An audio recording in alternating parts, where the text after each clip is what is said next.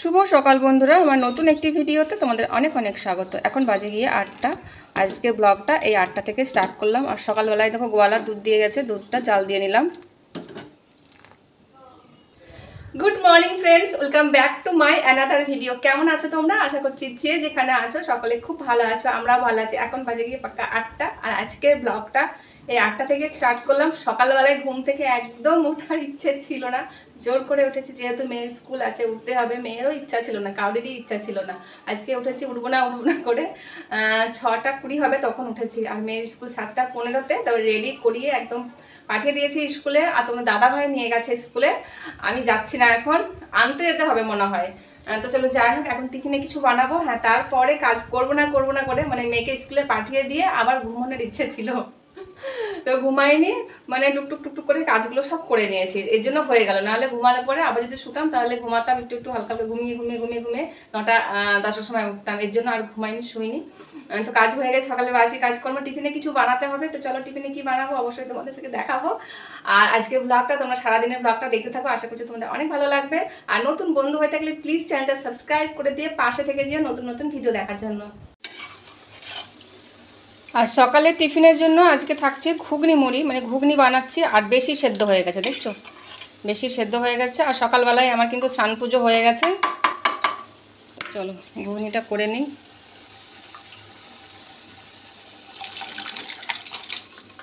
ঘুগনিটা আজ সেদ্ধ করতে করতে অনেক সেদ্ধ করে ফেলেছি।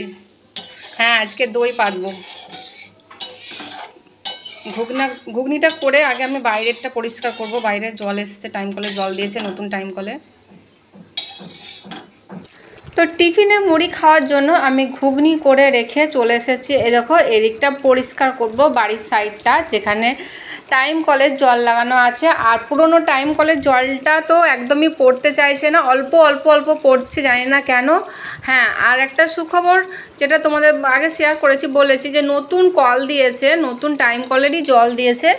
তো ওই কলটাতেই ভালো জল পড়ছে, ওর জন্য আজকে এদিকটা ধুতে আসলাম। আর অনেক দিন ধরে জলের প্রবলেম চলছিল, অনেক দিন ধরেই। সবার তো আরও বেশি, 1 মাস ধরে প্রবলেম চলছিল, আমাদের কিন্তু 10 দিন ধরে জল পড়ছিল, অল্প অল্প পড়ছিল।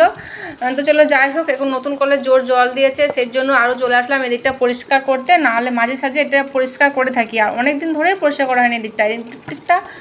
মানে এদিকটা মানে খুবই নোংরা হয়েছে। এখানে সব ডগিগুলো শুয়ে থাকে, তারপরে ওই যে মাটি, মানে কি বলবো, যে গাছগুলো লাগানো আছে না, তো ওই গাছগুলো জল দেওয়া হয় মাঝে সাঝে। তো ওই গাছগুলো, যে মাটিগুলো, গাছগুলো যে বালতিতে, তারপরে টবে যে মাটি আছে সেগুলো ধুয়ে পড়েছে, দেখতে পাচ্ছ তোমরা ধোয়ার সময়। এই যে এই জায়গাটা ধুয়ে দিচ্ছি, কত নোংরা হয়েছে দেখছো। এই দেখো, অনেকদিন ধুয়ে দেওয়া হয়নি জলের মানে অভাবে, কারণ টাইম কলের জল দিচ্ছিল না, নতুন টাইম কলের জল এটাকে লাগিয়ে দিয়েছে এই কলটা।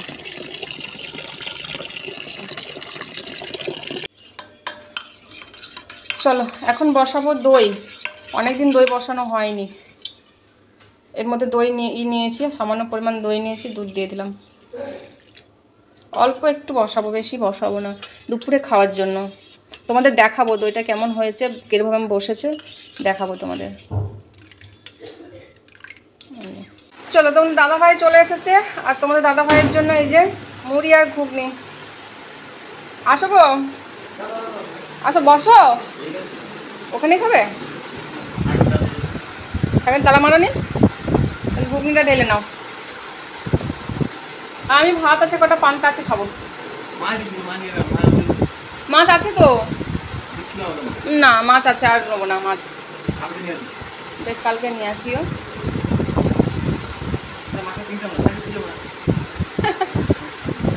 কালকে শনিবার পড়বে, পরশু দিন শনিবার দিয়ে মাছ খাবো। আর আমি এই দেখো সকালবেলায় আজকে খাবো এই যে কটা পান্তা ছিল, ওই পান্তা আর ঘুগনি, ফেলবো না, অল্প কটা আছে, কটাই খেয়ে নেবো। এখন বাজে গিয়ে 11টা, মানে রান্না করার সময় হয়ে গেছে। মেয়ে চলে এসেছে, মেয়েকে তোমার দাদাভাই মানে স্কুল থেকে নিয়ে এসেছে, মেয়ের খাওয়া হয়ে গেছে, মেয়ে এখন টিভি দেখছে।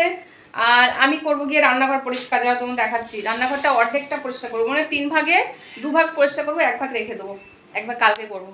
এই যে রান্না, এখন 11টা বাজে, সব বার করেছি। তোমাদের ব্যাক সাইড ক্যামেরা করে দেখাচ্ছি, দাঁড়াও। মানে রান্না বান্না করা বাদ দিয়ে এখন 11টার সময় আমি রান্না বসাই, রান্না করা বাদ দিয়ে মানে এখন ঝুঁক উঠে গেছে, ক্লিন করবো, সব পরিষ্কার করবো। এই যে এগুলো সব পরিষ্কার করবো, এই যে এগুলো সব ওপরটা, এই দেখো কি পরিমাণ ধুলো পড়েছে দেখো, দেখছো? এগুলো সব পরিষ্কার করব, সব ফাঁকা করে দিয়েছি। এইটাও পরিষ্কার করবো, জানলার এইটা, এই যে এদিকটা পরিষ্কার করব।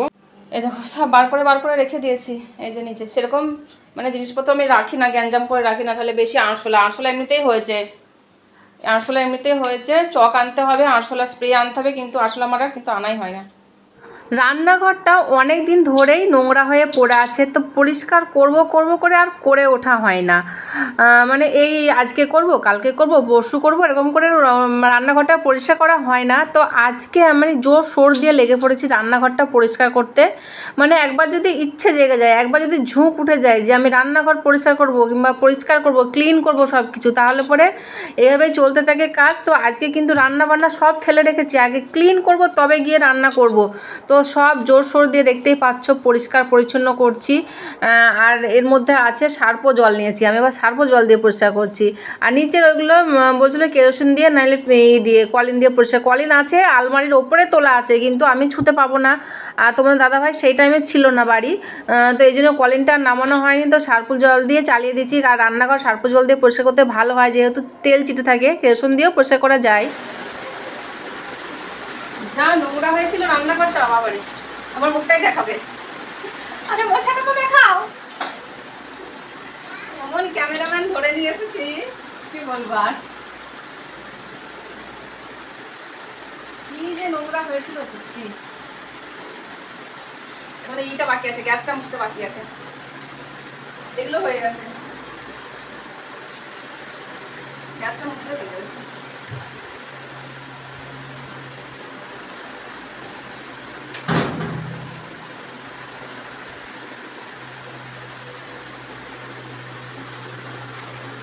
এটা লাগিয়ে দিয়ে গেল না, ওকে বললাম না তুমি। এগুলো কলিন দিয়ে মোছা উচিত। কেরোসিন তেল দিয়ে আপাতত আমি একটু হালকা করে দিলাম, শুকনো ই করে।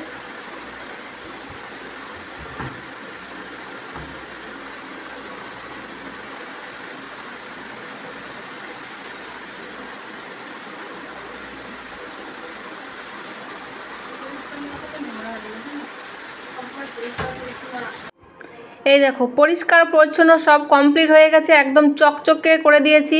কিন্তু জিনিসপত্রগুলো একটু অগোছালো আছে, আবার গোছাতে হবে, কিন্তু পরিষ্কার কিন্তু খুব সুন্দর করে দিয়েছি।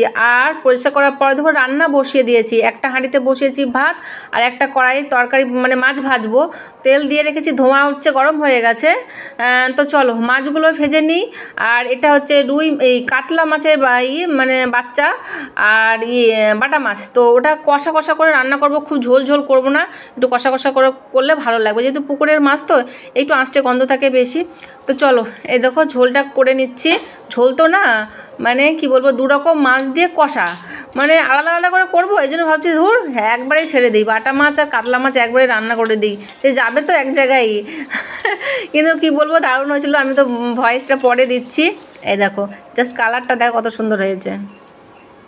তো চলো দুরকম মাছ দিয়ে তো কষাটা হয়ে গেল, এবার করব পুঁই শাকটা। আর পুঁই শাকটা আমি কীভাবে রান্না করি, যারা আমার ব্লগ দেখো তারা অনেকেই দেখেছো, তবু আরও একবার বলে দিই।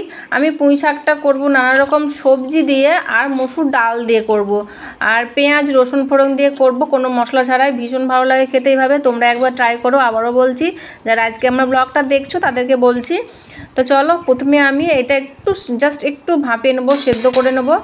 তারপর একটু সেদ্ধ হলে মসুর ডাল দেবো, কারণ মসুর ডালটা না দিতে দিতেই সেদ্ধ হয়ে যায়, এতটাই ভালো মসুর ডালটা, খুব তাড়াতাড়ি সেদ্ধ হয়ে যায়। এই জন্য পুঁই শাকটা আগে অল্প একটু সেদ্ধ করে নিলাম, এই দেখো লবণ হলুদ দিয়ে, তারপরে দিলাম এই যে মসুর ডালটা দিলাম।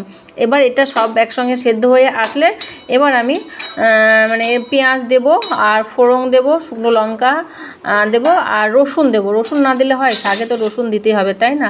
আর এদিকে দেখো এগুলো সব মেলে দিয়েছি, এখানে ডাল আছে, মটর আছে, তেঁতুল আছে, সর্ষে আছে, সব রোদে মেলে দিয়েছি।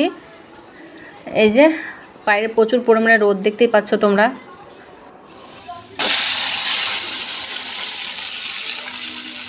চলো পুঁই শাকও হয়ে গেল, মাছের ঝোল তো হয়ে গেছে আগে, রান্নাবান্না কমপ্লিট। এখন বাজে গিয়ে 1:20 হবে।